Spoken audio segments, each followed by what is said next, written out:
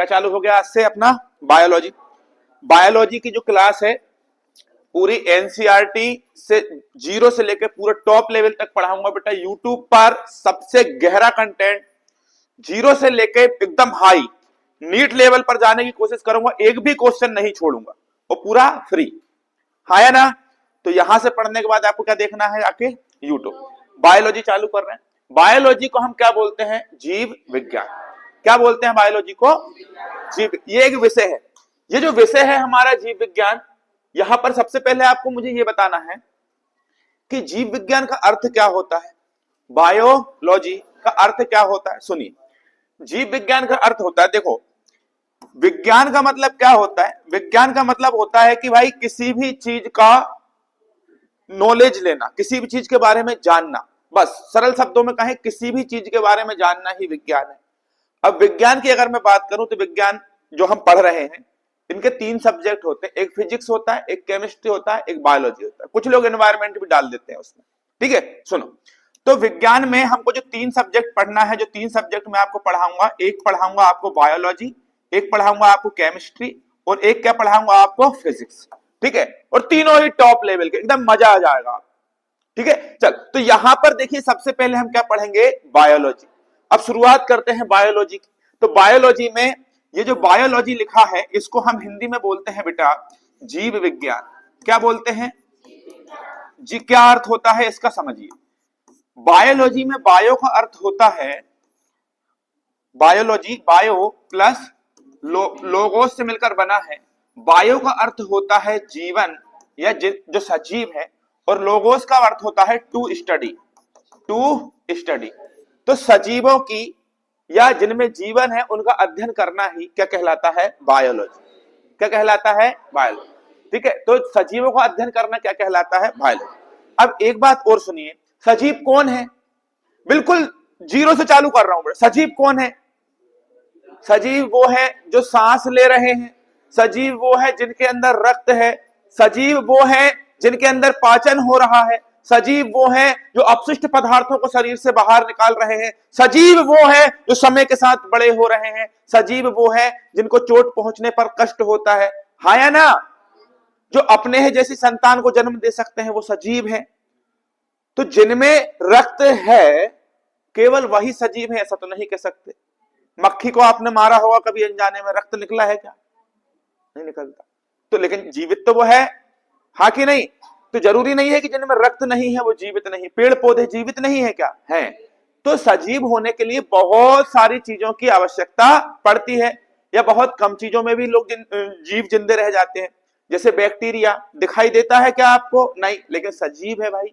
Virus दिखाई देता है क्या, नहीं, लेकिन सजीव है। तो बिल्कुल जिनमें जीवन है उनको हम इस तरह से रूपांतरित कर सकते हैं, जो सांस ले सकते हैं, जो समय के साथ बड़े हो सकते हैं, जो अपनी संतान को जन्म दे सकते हैं। कुल मिलाकर अगर सबसे छोटे शब्दों में मैं आपसे बात करूं कि जिनके अंदर कोशिका हो, क्या हो, सबसे छोटी डेफिनेशन। देखो भाई, कोशिका आ गया ना, कोशिका। तो जीव विज्ञान आप जब पढ़ोगे तो सबसे पहले आपको किसके बारे में पढ़ना है, कोशिका। कि जिनके अंदर कोशिका है ना मेरे भाई, जिनके भी अंदर कोशिका है, जिनके अंदर भी कोशिका है वो जीवित है, केवल वायरस को छोड़कर, ठीक है। तो जिनके अंदर कोशिका है वो सजीव है। अब कोशिका क्या है भैया, कोशिका क्या है, तो कोशिका किसी भी जीव के शरीर की मूलभूत इकाई है। ये तो मैं पूरा रटा रटाया मार रहा हूं ऐसा आप सोच रहे होंगे, समझने की कोशिश करेंगे। देखिए, कोशिका किसी भी जीवन की मूलभूत इकाई है। क्यों, क्योंकि देखिए जब कोशिका होती है ना, कोशिका ही आगे चल के टूटती है, टूट के बड़ा, और शुद्ध भाषा में समझेंगे, सब कुछ छोड़ो, और शुद्ध भाषा में समझे अगर सबको मैं मिटा दूं तो देखिए, हमारे माँ और हमारे पापा, शादी हुई, उसके बाद किसने जन्म लिया, हमने। तो हमारे जो पिता हैं और हमारी जो माँ है, ठीक है ना, पिता के अंदर क्या होता है, स्पर्म, और माँ के अंदर क्या होता है, ओवम। तो स्पर्म और ओवम के मिलने से हमारा शरीर बना माँ के पेट में या माँ के गर्भ में, हाँ कि नहीं। तो स्पर्म क्या है, देखो ध्यान से सुनो। स्पर्म, कोई भी जो मेल होता है उसके अंदर क्या पाया जाता है बेटा, स्पर्म, ठीक है। और जो फीमेल होती है उसके अंदर क्या पाया जाता है, ओवम। क्या पाया जाता है, ओवम, हाँ कि नहीं। चलो आगे चलें। तो स्पर्म और ओवम दोनों के मिलने से ही जायगोट बनता है। जरूरी नहीं है कि हमारे माता पिता हम मनुष्य हैं तो हमारे अंदर ही स्पर्म ओवम पाए जाएंगे। गाय का जो मेल क्या होता है, बैल, गाय है बैल है, तो बैल के अंदर भी स्पर्म, गाय के अंदर ओवम। तो दुनिया में जितनी प्रजाति हैं वो दो भागों में बटी हैं, एक नर और एक मादा। ठीक है, बिल्कुल आसान शब्दों में समझे। बायोलॉजी बहुत कठिन टॉपिक है, इंग्लिश में भी शब्द आ जाते हैं, कई बार हिंदी में भी जाते हैं। तो दुनिया में जितनी भी प्रजातियां हैं वो दो भागों में बटी हैं, एक नर और एक मादा। तो जल्दी से बता दो, नर के अंदर क्या होता है, स्पर्म, और मादा के अंदर, अब वो नर के अंदर ओवम बोल रहा है, मतलब पुरुष के अंदर ओवम, मतलब पुरुषों को पीरियड आएंगे। तुमको भी पीरियड आते होंगे, मतलब क्या बात करते हो यार। चलो देखो, तो सुनो ध्यान से। जब हमारे शरीर का निर्माण होता है, सबसे पहले जब हमारे शरीर का निर्माण, जब हमारा शरीर बनना चालू हुआ मां के पेट में, जब हम नहीं तो कोई भी जीव जो होगा वो अपनी मां से ही जन्मा होगा, हाँ कि नहीं, हम सब अपनी मां से ही जन्मे हैं। तो मां का जो गर्भाशय होता है या किसी भी फीमेल कैंडिडेट का जो गर्भाशय होता है, उसके अंदर ओवम और स्पर्म जब मिलते हैं तो सबसे पहले क्या बनता है बेटा, जाइगोट। क्या बनता है, ये चीज ध्यान रखना। सीधा अब यहां से सीधे प्रश्न आएंगे। मैं पूरा एनसीईआरटी से लेकर आपको जो नीट लेवल तक जाने की कोशिश करूंगा सब्जेक्ट को लेकर, एकदम गहरी पकड़ बनेगी आपकी। बस ये है कि थोड़ा सा धैर्य बनाए रखें और ध्यान से समझने की कोशिश करें। क्या बोलेंगे, जाइगोट। तो जल्दी बताइए, स्पर्म और ओवम से मिलकर क्या बनता है, जाइगोट। ये वो पहली कोशिका है जो हमारे शरीर का सबसे पहला हिस्सा थी। तो हमारे शरीर का जब निर्माण हुआ था तो सबसे पहले हमारे शरीर की पहली जो चीज बनी वो जाइगोट बनी। या किसी भी जंतु का जो शरीर बनता है उसका सबसे पहले क्या बनता है, जाइगोट। कहां पर, अपनी मां के गर्भ में जाइगोट बनता है, पहली कोशिका। और जाइगोट बना, क्या बना, जाइगोट बना। अब ये जाइगोट 2 भागों में टूट जाएगा, 3 भागों में टूट जाएगा, 4 भागों में टूट, कुल मिला के अपने टुकड़े करके और आगे इस प्रकार से वृद्धि करेगा। आपने बेशरम का पेड़ देखा होगा, बेशरम, कुछ ऐसे पौधे, कमल का फूल, कमल क्या बोलते, गुलाब का पौधा देखा होगा, उसकी कलम काट लेते हैं, उसको लगा देते हैं। तो गुलाब के किसी भी हिस्से को, गुलाब पौधे के किसी भी हिस्से की डाली को काट के आप जमीन में गड़ाइएगा तो डाली से ही नया पेड़ बन जाता है। तो इसी को तो कहते हैं बेटा विभाजन। ऐसी हमारी सेल्स भी होती हैं, सेल्स आपस में टूट जाती हैं और फिर 2 नए हिस्से बन जाते हैं इनके, ठीक है। और फिर ये आगे चल के 2 हिस्से बन जाएंगे, फिर आगे चल के ये 2 बन जाएंगे, ये 2 बन जाएंगे, फिर आगे चल के ये 2 बन जाएंगी। तो इस प्रकार एक कोशिका से आगे चल के बहुत सारी कोशिकाएं बन जाती हैं। और जब बहुत सारी कोशिकाएं बन जाती हैं, उसके बाद बहुत सारी कोशिकाएं जब बन जाती हैं, उसके बाद जन्म होता है ऊतक। मतलब उसके बाद हम कह सकते हैं क्या बनते हैं, ऊतक, जिन्हें हम क्या बोलते हैं, टिश्यू। क्या बोलते हैं, टिश्यू। तो ध्यान रखिए, सबसे पहले क्या बना, जाइगोट। जाइगोट को हम क्या बोल सकते हैं, कोशिका।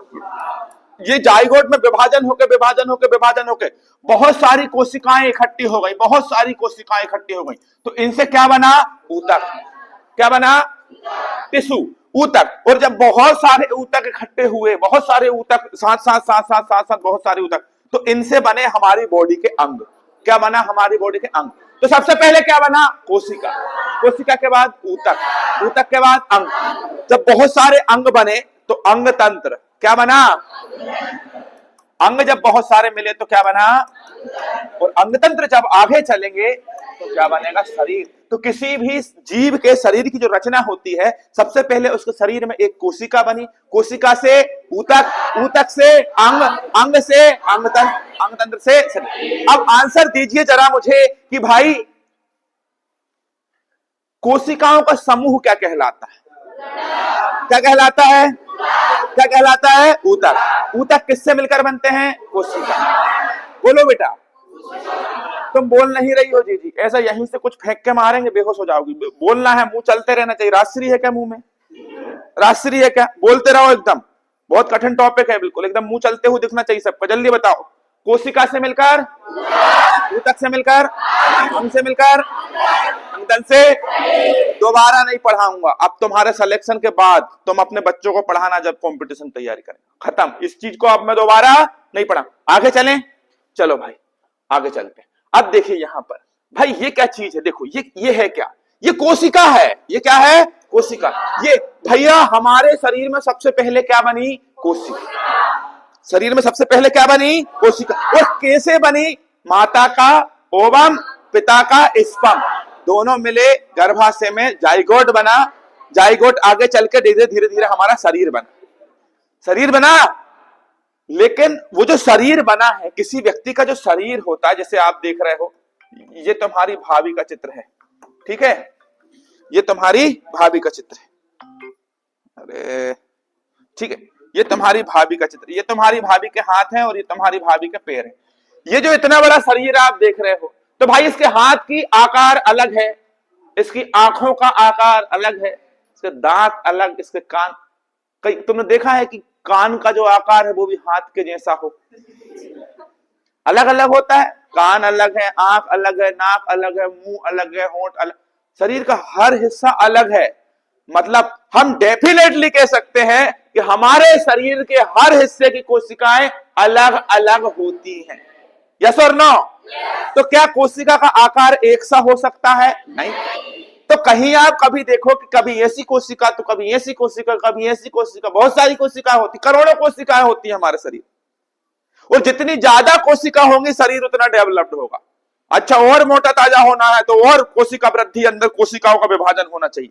लोग जिम जाते हैं, जिम जाएंगे, वजन उठाएंगे भारी भारी, उनके अंदर की सेल्स टूटती हैं उससे, और वो टूट के फिर उनसे और नहीं बनती उनसे, तो इस प्रकार विभाजन होता है, कोशिकाओं की वृद्धि होती है, फलस्वरूप शरीर का भी, मतलब समझ रहे हो कि नहीं?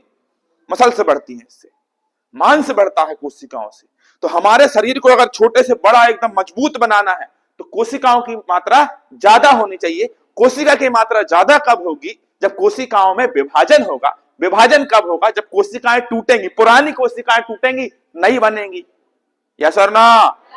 बहुत बढ़िया। अब यहां पर ध्यान से देखिए, बिल्कुल ध्यान से, ये कोशिका है भाई। तो सजीव जो है, जितने भी जो जीव है वो सजीव है।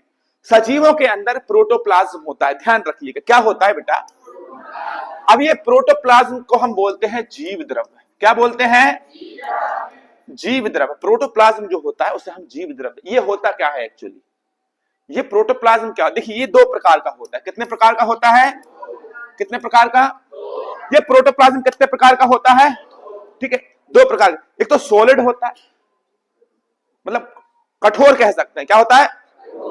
और एक लिक्विड होता है, जैसे तरल कह सकते हैं। ठीक, तो एक तो होता है सॉलिड और एक क्या होता है? लिक्विड।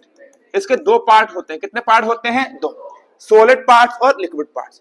सॉलिड पार्ट्स में आप देखोगे तो ये जो कोशिका है ना, ये कोशिका में यहां देखिए ये माइटोकॉन्ड्रिया है, यहां पर देखिए ये छोटे छोटे लाइसोसोम है, ये केंद्रक है, न्यूक्लियस, ये केंद्रिका है। तो हमारी जो कोशिका है इसके अंदर बहुत छोटे छोटे छोटे छोटे अंग हैं। ये क्या है? मेरा पूरा शरीर। लेकिन ये क्या है? आंख कहां लगी? मेरे शरीर में। मुंह कहां है? मेरे शरीर में। दांत कहां है? मेरे शरीर। तो ये पूरा शरीर है जिसे कोशिका नाम दिया गया है। इस शरीर का नाम क्या है? रोहित। इस शरीर का नाम क्या है? कोशिका। रोहित के शरीर में इतने सारे अंग हैं, कोशिका के शरीर में इतने सारे अंग हैं। ठीक है, और इतने सारे जो अंग हैं, यही अंग आगे चल के भाई साहब इस कोशिका को मदद करते हैं आगे काम करने के लिए। तो यहां पर ध्यान रखिएगा, ये आप पानी देख रहे हो, पानी, तो ये जो पानी है ना, ये कोशिका के अंदर जो द्रव होता है उसको उसे कोशिका द्रव कहते हैं। कोशिका के अंदर जो द्रव होता है उसे कोशिका द्रव कहते हैं।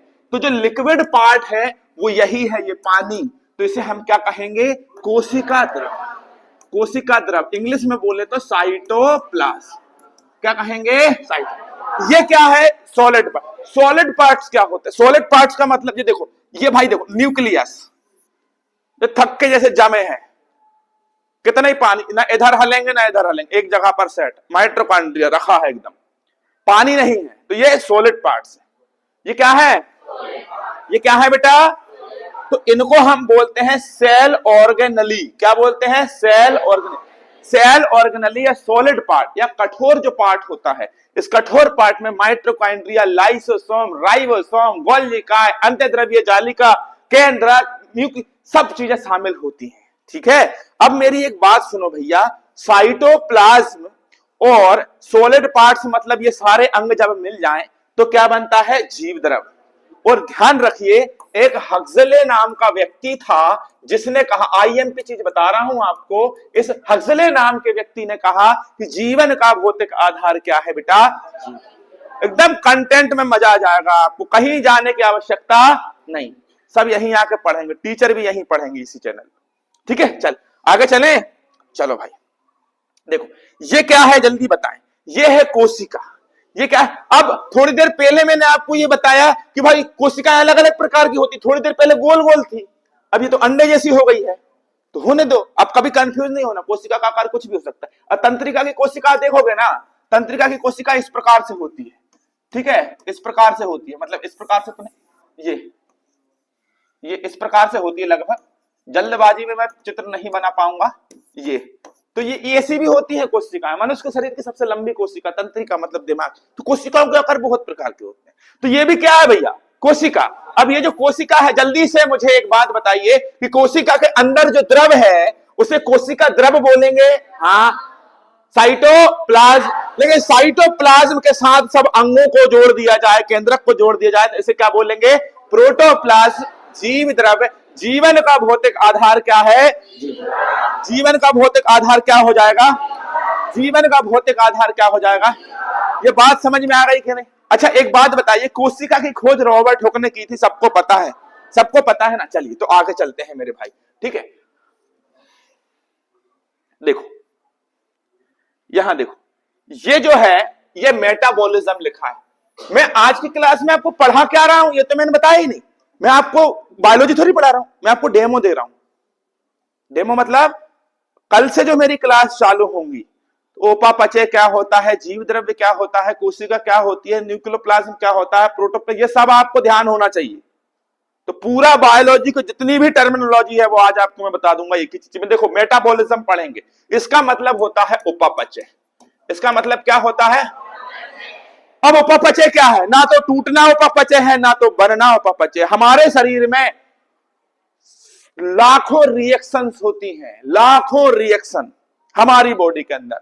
हम खाना खाते हैं, खाना पेट में जाता है, एंजाइम उस खाने को डाइजेस्ट करते हैं, फिर वो छोटी आंत में जाता है, फिर एंजाइम मिलते हैं, उसके बाद बड़ी आंत में जाता है, उस खाने को तोड़ते हैं, पानी को अवशोषित करते हैं, ब्लड बन रहा है, कहीं पर बाथरूम अलग हो रहा है, कहीं पर ब्लड को छान रहे हैं, कहीं पर ब्लड को पंप किया जा रहा है। कितनी सारी चीजें शरीर के अंदर चलती है भाई। तो कहीं पर कुछ चीजें टूटती हैं, कहीं पर कुछ चीजें बनती हैं, और बनना और टूटना ही क्या कहलाता है? यस और नो? इसे क्या कहेंगे? उपापचय। अरे हाँ या ना? अब मेरी बात सुनिए, जैसे हमारी बॉडी में जो रिएक्शन होती हैं उनको वाइटल रिएक्शन कह सकते हैं। क्या कह सकते हैं बेटा? वाइटल रिएक्शन कह सकते हैं, हाँ कि नहीं? या बायोकेमिकल रिएक्शन भी बोल सकते हैं। बायोकेमिकल रिएक्शन, जैविक प्रक्रियाएं। कह, जैविक मतलब जीव के अंदर होने वाली क्रिया, जैविक प्रक्रिया।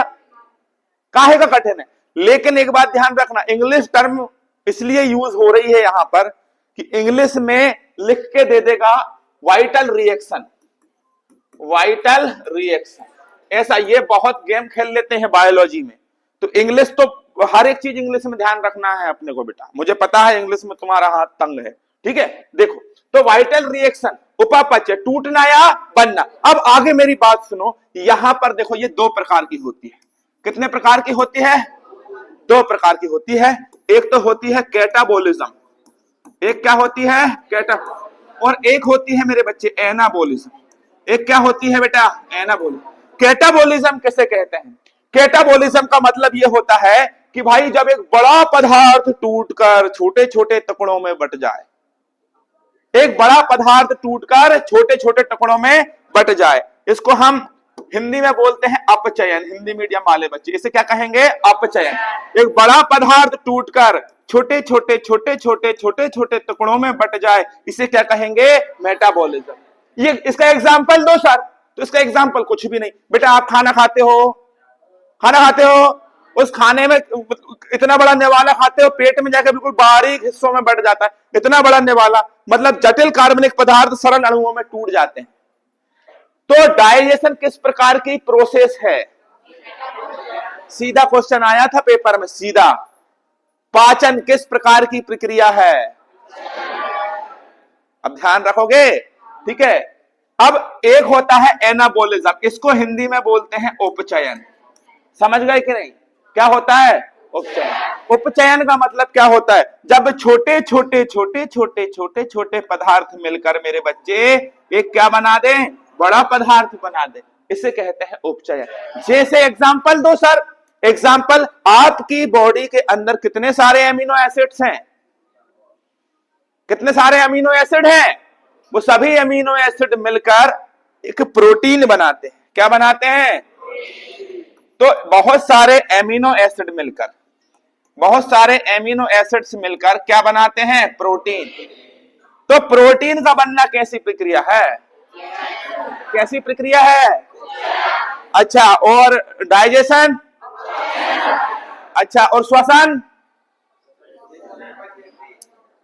मतलब जहां तक हम बताएंगे वहां तक बता दोगे, पूछ लेंगे तो अरे श्वसन, सांस लेते हैं, कोशिका में ऑक्सीजन जाती है, इतना बड़ा कार्बोहाइड्रेट छोटे छोटे भागों में टूट जाता है, तो बड़ा हिस्सा छोटे भागों में टूटेगा तो अपचयन। क्या बोलोगे? अरे भाई मेरे, क्या बोलोगे बेटा? अरे हाँ या ना? अपचयन बोलेंगे। बहुत बढ़िया, अब ये बात आपको समझ में आ गई। चलिए अब यहां पर हम आगे चलते हैं और आगे देखते हैं क्या है। ये देखिए, ये क्या लिखा हुआ है? पाचन। ये पाचन तंत्र नहीं, ये श्वसन तंत्र है। हाँ, ये श्वसन तंत्र है, ठीक है। साइड से दिखता नहीं है पूरा प्रूफ। ये क्या है बेटा? ये आपके फेफड़े हैं। ये क्या है बेटा? ये आपके फेफड़े। तो ये जो आपके फेफड़े जो आप देख रहे हो, क्या आप सांस लेते हो तो आपके फेफड़ों में हवा जाती है? जाती है सर। अच्छा, हवा कौन सी हवा जाती है? अच्छा, ऑक्सीजन जो है इसे हवा कहते हैं क्या? हवा किसे कहते हैं? बहुत सारी गैसों का मिश्रण हवा कहलाता है। हम जो सांस लेते हैं, इस सांस में ऑक्सीजन अकेली नहीं जाती, इसमें नाइट्रोजन भी जाती है, कार्बन डाइऑक्साइड भी जाती है, ऑक्सीजन भी जाती है। यस और नो? ठीक है। लेकिन हमारा शरीर यूज क्या करता है? केवल ऑक्सीजन को। नाइट्रोजन वापस वैसे की वैसे बाहर भेज देता है। 78% नाइट्रोजन, 21% ऑक्सीजन हमारी बॉडी में जाती। ठीक है बेटा। अब चलो आगे सुनो कि हमारे जो लंग्स हैं, अब पूरा एकदम सारांश सुन लीजिए, यहां पे पूरा सारांश सुन लीजिए, एकदम डॉक्टरी लेवल की पढ़ाई। देखिए, आपका जो बॉडी है, इस बॉडी में मान लीजिए ये मेरा हाथ है, ये मेरा क्या है? हाथ। अब ये जो हाथ है, इस हाथ को मैं लगातार चलाऊंगा तो मेरे ये वाले हाथ में दर्द होने लगेगा कि नहीं होने लगेगा? नहीं होने लगेगा। दर्द किस हाथ में होगा? इसी में होगा, इसी में होगा कि नहीं? क्यों होगा भाई?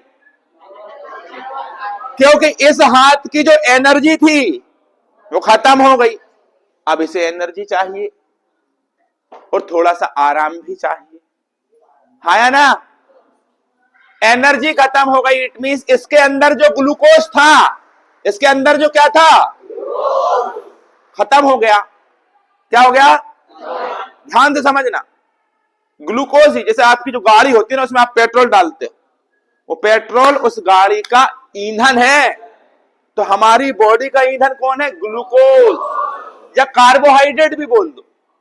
सर अब कहां कहां ले जा रहे हैं? बस मैं जितना बता रहा हूं उतना सुन। ये उंगली है या ये हाथ की उंगलियां सारी, इनको सबको ऐसे ऐसे करते रहो, दर्द होगा, थक जाए।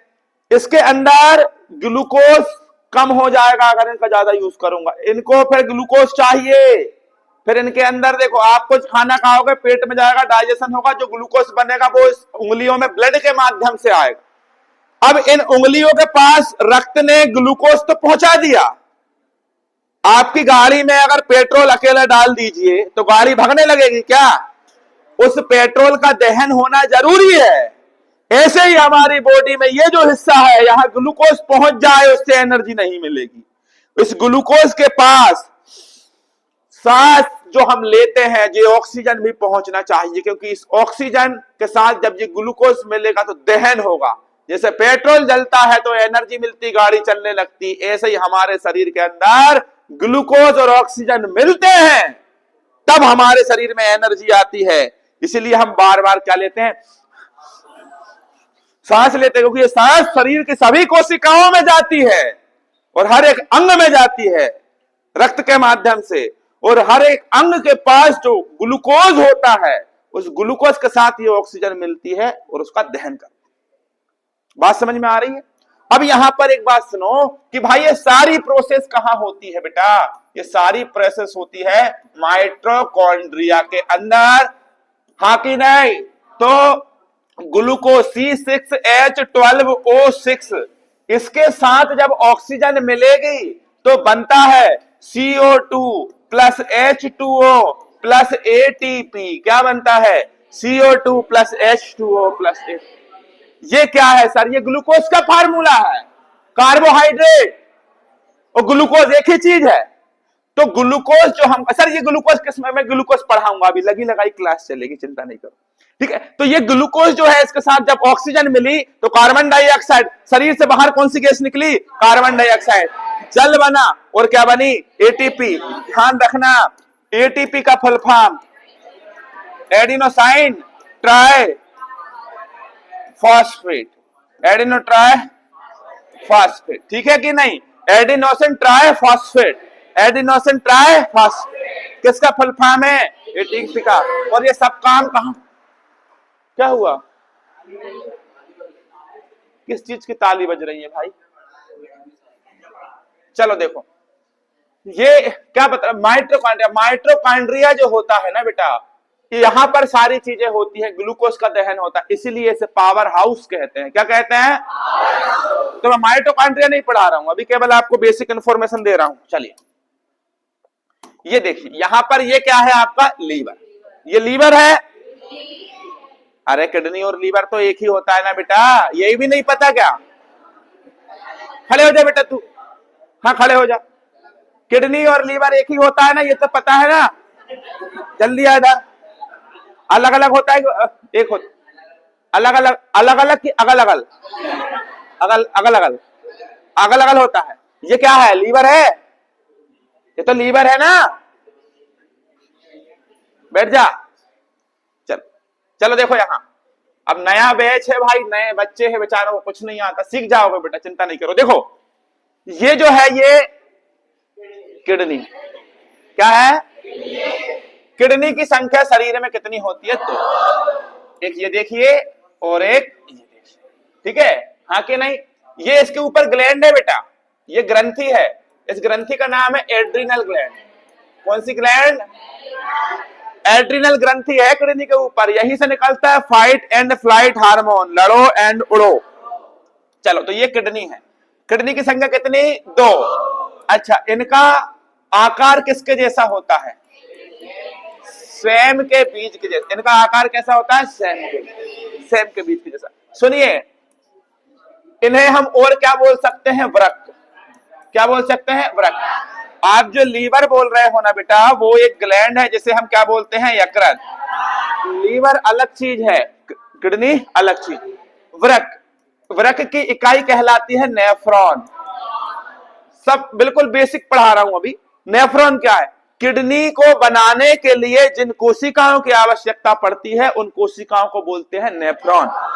हमारी पूरी किडनी किससे बनी है? नेफ्रॉन, हाँ कि नहीं? अब एक बात सुनो, इसीलिए हम किडनी का अध्ययन करते हैं नेफ्रोलॉजी। कौन सा लॉजी? तो क्या मनुष्य के शरीर में किडनी खाना पचाने का काम करेगी कि नहीं करेगी? नहीं करेगी। ये रक्त को छानती है। क्या छानती है?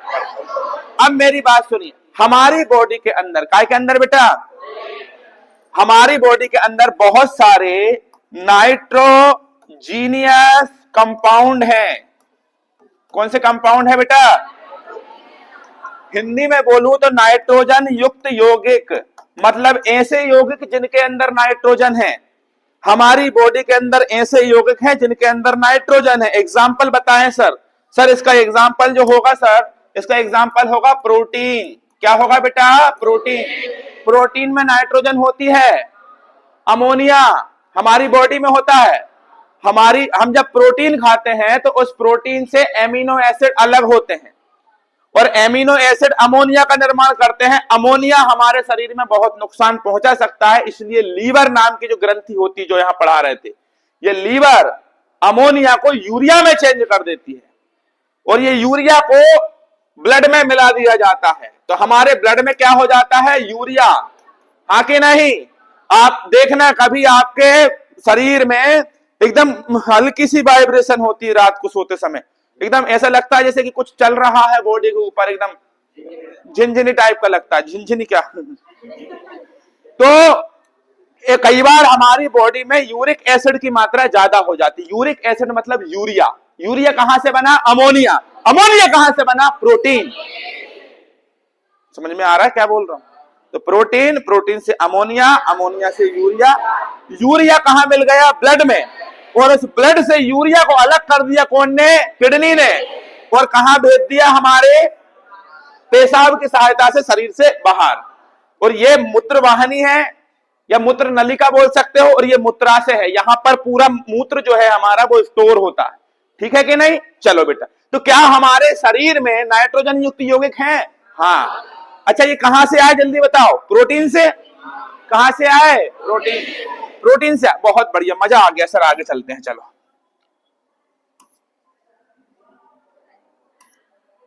ये देखिए, क्या हम ये सब खाते हैं? ये मूली है क्या? गाजर है। बहुत बढ़िया, देखी होंगी गाजर आपने, फिल्मों में लोग खाते हैं, हीरो हीरोइन। अच्छा ये, अच्छा अच्छा अच्छा, ये क्या है बेटा? अंडा। लड़कियां तो भले नहीं खाती, लेकिन बाल में तो कभी ना कभी लगाया होगा। बालों में नहीं लगा, तभी तुम्हारे बाल अच्छे हैं। नहीं लगाया ऐसे, ठीक है, सब लोगों के। हाँ चलो देखो, तो क्या बेटा ये न्यूट्रिशंस जो है या जो पोषण है, ये पोषण हमारी बॉडी के अंदर जाता है? क्या हमारी बॉडी पोषण का यूज करती है या पोषक पदार्थों का यूज करती है? करती है। हम पोषक पदार्थों क्या खाते हैं? सब्जी खाते हैं, दाल। देखो हम यही खाते हैं ना। हम क्या क्या खाते हैं? देखो केले खाते हैं, संतरे, ये सब फ्रूट्स खाते हैं, बादाम अखरोट वगैरह रखा हुआ है। ये सब्जियां देखो, आलू रखी है, प्याज रखी है, शिमला मिर्च रखी है ना। तो ये रखी है। सबसे काम की चीज पालक। आयरन रहता है पालक में। आयरन की कमी से कौन सा रोग? एनीमिया। तो हम ये चीज खाते हैं। देखो टमाटर, टमाटर तो हाँ। क्या? चलो सुनो, तो क्या हम भोजन करते हैं? तो आप ऐसे बोल सकते हैं कि सर स्वपोषी किसे कहते हैं? जो भोजन करते हैं वो स्वपोषी होते हैं। जो भोजन करते हैं वो स्वपोषी।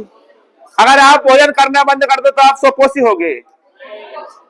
देखो ना तो स्वपोषी और ना परपोषी, जिनमें जीवन है, ध्यान से सुनना, ना तो स्वपोषी और ना ही परपोषी। स्वपोषी परपोषी अलग होता है, बता दूंगा।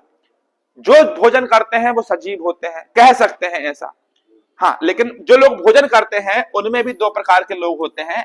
एक होता है बेटा स्वपोषी और एक होता है परपोषी। एक स्वपोषी और एक। अब जो अपना भोजन स्वयं बना ले उसे स्वपोषी कहते हैं। ठीक है बेटा। अब आखिरी में जो भैया बैठे हैं, खड़े हो जाओ बेटा। तुम ये बताओ मुझे कि क्या हम अपना भोजन स्वयं बना लेते हैं? हाँ, तो हम स्वपोषी होंगे या परपोषी होंगे? स्वपोषी होंगे। हम अपना भोजन स्वयं बनाते हैं। अच्छा अच्छा, लेकिन पेड़ पौधे अपना भोजन स्वयं बनाते हैं क्या? नहीं, वो दूसरी चीजों से अपना भोजन प्राप्त करते हैं। वो गेहूं खाते हैं, चावल खाते हैं, पेड़ पौधे, है ना। मुर्गा मछली भी पेड़ पौधे खा लेते हैं। तो वो अपना भोजन, अरे गधा, एकदम गधा है। बैठ जाओ बेटा। स्वपोषी हम नहीं है। हम अपना भोजन, अपन क्या खाते हैं तुम बताओ? अपन आलू खाएंगे, आलू भी पौधे से प्राप्त किया। चना खाएंगे, चने भी पौधे से प्राप्त किया। मुर्गा खाएंगे, दूसरे जीव को खाई गए। तो हम हमेशा दूसरी चीजों से अपना भोजन प्राप्त करते हैं, खुद कभी नहीं बनाते। कभी ऐसा हुआ है कि तुम लोग घर से निकले हो, आज मैं अपना भोजन स्वयं बनाऊंगा, धूप में जाके खड़े हो गए, धूप आई, अंदर प्रकाश संश्लेषण की क्रिया हुई, क्लोरोफिल ने क्या बना दिया? भोजन। ऐसा हुआ? हम अपना भोजन स्वयं नहीं बनाते। हम अपना भोजन दूसरों से प्राप्त करते हैं, इसलिए हम क्या हैं? सभी जानवर क्या हैं? सभी सूक्ष्म जीव क्या हैं?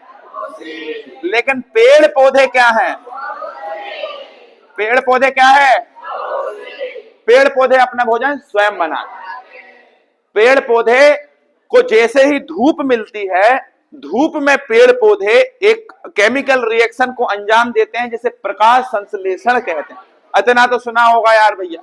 अब मैं इतने डाउन लेवल पे भी नहीं जा सकता कि प्रकाश संश्लेषण भी बताऊं, सुन रखा है ना, हालांकि पढ़ेंगे अपन बॉटनी में, लेकिन इतना तो पता होगा पेड़ पौधे अपना भोजन स्वयं बनाते हैं। आपने देखा होगा जब धूप नहीं निकलती तो पेड़ पौधे की पत्तियां से डाउन हो जाती हैं, और जब धूप आती है तो पेड़ पौधे की पत्तियां सूर्य के प्रकाश की तरह से खड़ी हो जाती हैं, हाँ कि नहीं? तो पेड़ पौधे अपना भोजन स्वयं बनाते हैं। तो वो स्वपोषी होते हैं परपोषी? बहुत बढ़िया। चलो आगे चलते हैं बेटा। ये देखिए यहां पर इसे हम कहते हैं बेटा प्रजनन तंत्र। किसी भी मनुष्य के शरीर में ये जो हिस्सा होता है, किसी भी मनुष्य के शरीर में ये जो हिस्सा होता है इसे क्या कहते हैं? टेस्टिस। क्या कहते हैं? टेस्ट। ये पुरुष वाला प्रजनन तंत्र है, ये मादा वाला प्रजनन तंत्र है। ये टेस्टिस में ही बनते हैं क्या? स्पर्म। स्पर्म जो पेनिस की सहायता से बाहर आते हैं, किसी मादा के शरीर में प्रवेश करते हैं। और इनके यहाँ जो ओवरी होती है मादा के शरीर में, ओवरी, ओवरी में क्या बनते हैं बेटा? ओवम। और स्पर्म और ओवम आपस में मिलकर क्या बनाते हैं? जाइगोट। और जाइगोट से क्या बनता है? अरे गधो, क्या बनेगा? ऊतक। जाइगोट क्या है? एक कोशिका। कोशिका से ऊतक, ऊतक से अंग, अंग से अंगतंत्र से, ठीक है। तो क्या हमारे शरीर में प्रजनन होता है? अब देखो बेटा, प्रजनन को हम बोलते हैं रिप्रोडक्शन। क्या बोलते हैं बेटा? रिप्रोडक्शन। कितने प्रकार का होता है? दो। एक होता है सेक्सुअल और एक होता है एसेक्सुअल, ठीक है। सेक्सुअल को हम बोलते हैं लैंगिक, लैंगिक, ठीक है। असेक्सुअल को हम बोलते हैं अलैंगिक। क्या बोलते हैं? अलैंगिक। आप मुझे एक बात बताओ, बिना सेक्सुअल एक्टिविटी के क्या हमारा जन्म हो सकता था? क्या हमारे बच्चों का हो सकता है? क्या मां अकेले किसी बच्चे को जन्म दे सकती है? नहीं।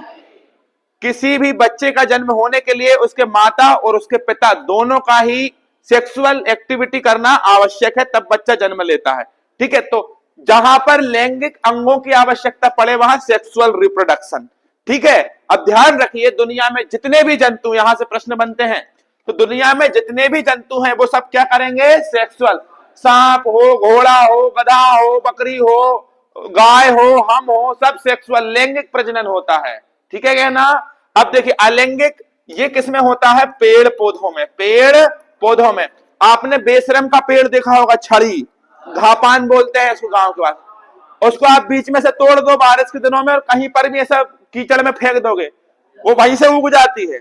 गुलाब का फूल काट के उसकी कलम दूसरी जगह लगा दो वहीं से। तो इनमें क्या होता है? इनकी जो कोशिकाएं होती हैं वो ऐसी होती हैं, मान लीजिए ऐसी होके थोड़ी सी बड़ी होती हैं और टूटकर क्या हो जाती हैं? अलग, दो अलग अलग भागों में बट जाती हैं, ठीक है। तो इनमें देखो, इनमें सेक्सुअल भी होता है, पौधों के अंदर भी लैंगिक जनन होता है, सेक्सुअल भी होता है, असेक्सुअल भी होता है। तो पौधों के अंदर दोनों प्रकार के प्रजनन होते हैं, लेकिन मनुष्य में कौन सा होता है? सेक्सुअल। असेक्सुअल होता ही नहीं है। समझ गए कि नहीं समझ गए? चलिए अब एक बात सुनिए, जो सेक्सुअल रिप्रोडक्शन होता है, जो सेक्सुअल रिप्रोडक्शन होता है बेटा, ध्यान रखना, यहां पर बता देता हूं। जो सेक्सुअल रिप्रोडक्शन होता है, ठीक है, इसमें ओवम से क्या मिलता है? जल्दी बताएं। स्पर्म। क्या मिलता है? स्पर्म। और दोनों से मिलकर क्या बनता है? जाइगोट। क्या बनता है? जाइगोट।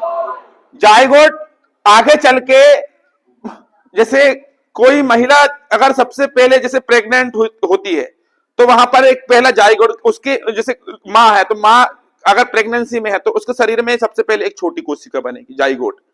फिर वो थोड़ा थोड़ा करके 1.5 से 2-3 महीने के अंदर बड़ा गुच्छा बन जाएगा, जैसे हम कहेंगे भ्रूण। क्या कहेंगे? भ्रूण। भ्रूण को हम बोलते हैं इंग्लिश में एम्ब्रियो। एम्ब्रियो क्या बोलते हैं? एम्ब्रियो। भ्रूण, आपने पढ़ा होगा अस्पतालों में भ्रूण लिंग कराना कानूनी अपराध है, क्योंकि भ्रूण जो होता है ना उसमें बच्चे के शरीर के लगभग अंग बनना चालू हो जाते हैं, ठीक है कि नहीं। तो उसमें हम देख सकते हैं कि भाई तकनीकी सहायता से, चिकित्सक तकनीकी सहायता से कि लड़का है या लड़की है, ठीक है, सोनोग्राफी वगैरह भी होती है, बहुत सारी मशीनें हैं। तो अगर ये जांच हो गई कि ये लड़का है कि लड़की, तो देखो अपने समाज में लड़कों का वर्चस्व, जो उनका लड़का नहीं है लड़की है, इसको पेट में ही खत्म करवा दो। तो जो भ्रूण होता है ना वो जन्म ले चुका होता है, मतलब एक बच्चा शरीर में पल चुका होता है, 3 महीने का बच्चा, अंग बनना चालू हो गए होते हैं, तो उसमें पता चल जाता है कि लड़का है या लड़की है।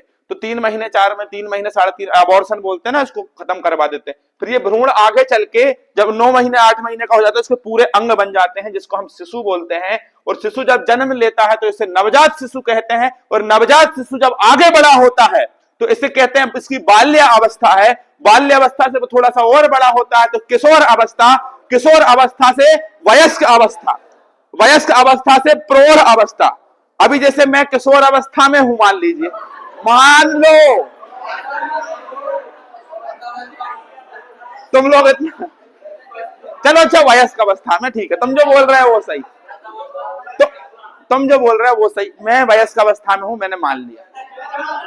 वृद्धावस्था, चलो सुनो, जैसे मैं वयस्क अवस्था में, इसके बाद मेरी प्रौढ़ अवस्था आएगी जब मैं 45-50 साल का हो जाऊंगा, फिर इसके बाद आएगी मेरी वृद्धावस्था, फिर मौत का इंतजार, समझ गए। तो ये वृद्धावस्था समझ में आ गया। सेक्सुअल असेक्सुअल, स्पर्म और ओवम मिलकर क्या बनाते हैं? अरे भैया क्या बनाते हैं, जल्दी बता दो, क्या बनाते हैं? जाइगोट। ये पाचन तंत्र है यार, जो मैंने पढ़ा चुका हूं, तुमको नहीं पढ़ा हो तो यूट्यूब पर क्लास डली हुई है, देख लेना, हमारे अंदर पाचन होता है। अब इसको चीज को जल्दी जल्दी देख लो भैया, कितना टाइम हो गया? आज 2 बजे तक क्लास चलेगी भाई, तैयार हो ना? देखो पढ़ना भी है, घर भी जाना है, एक बार पढ़ लो अच्छे से, जिंदगी भर फिर घर ही रहना है, ठीक है, नहीं तो जिंदगी भर इधर उधर। जीव विज्ञान में कुछ खास प्रश्न है, ध्यान रखिएगा। जीव विज्ञान का अर्थ है सभी जीवों का अध्ययन। जीव विज्ञान का सबसे पहले प्रयोग किया था लेमार्क एवं ट्रेविरेनर्स। लेमार्क वैज्ञानिक फ्रांस के हैं, ट्रेविरेनर्स जर्मनी के। जीव विज्ञान के पिता कैसे कहते हैं? अरस्तु। जीव विज्ञान की एक शाखा है जिसे जंतु विज्ञान कहते हैं, और जंतु विज्ञान के जनक भी कौन है? अरस्तु, ठीक है। अरस्तु ने एक पुस्तक लिखी थी, हिस्टोरिया एनामिलिया, ठीक है। वनस्पति विज्ञान के पिता थियोफेटस। थियोफेटस की पुस्तक का नाम है Historia plantarum. Historia plantarum, Historia plantarum, Historia plantarum नाम की जो किताब है, इनमें इन्होंने 500 प्रकार के पौधों की डीप स्टडी की हुई है, ठीक है। सूक्ष्म विज्ञान के पिता कौन है? ल्यूवेनहॉक। ल्यूवेनहॉक का पूरा नाम एंटोनी वान ल्यूवेनहॉक है।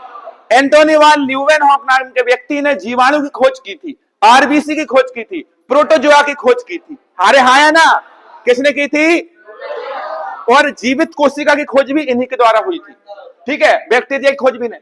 आनुवांशिकता के पिता ग्रेगरी जॉन, रानू मंडल नहीं, ग्रेगरी जॉन मेंडल। चिकित्सा शास्त्र के पिता कौन है? हिप्पोक्रेटस। डॉक्टरों को जो शपथ दिलाई जाती है वो इन्हीं के नाम की शपथ दिलाई जाती है। प्रकृति विज्ञान के पिता प्लिनी।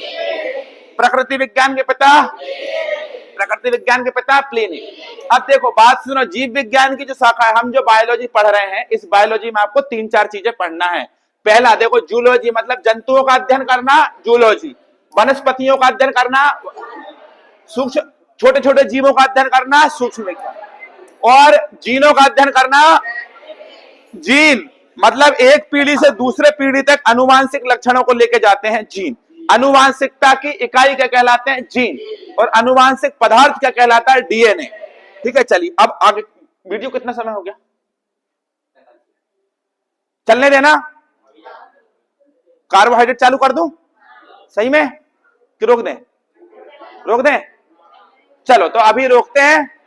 कल से, अब सुनो, कल से जो रहेगा, कल से जो रहेगा क्या पढ़ना है? कार्बोहाइड्रेट, प्रोटीन, वसा, फैट, खनिज, लवण, ई, टी, सी, विटामिन, ये सब पढ़ेंगे, ठीक है। एक क्लास अभी आपने ले ली, अब इसके बाद रीजनिंग के बाद में फिर आऊंगा, फिर क्या पढ़ेंगे अपन, history. Thank you so much, take care.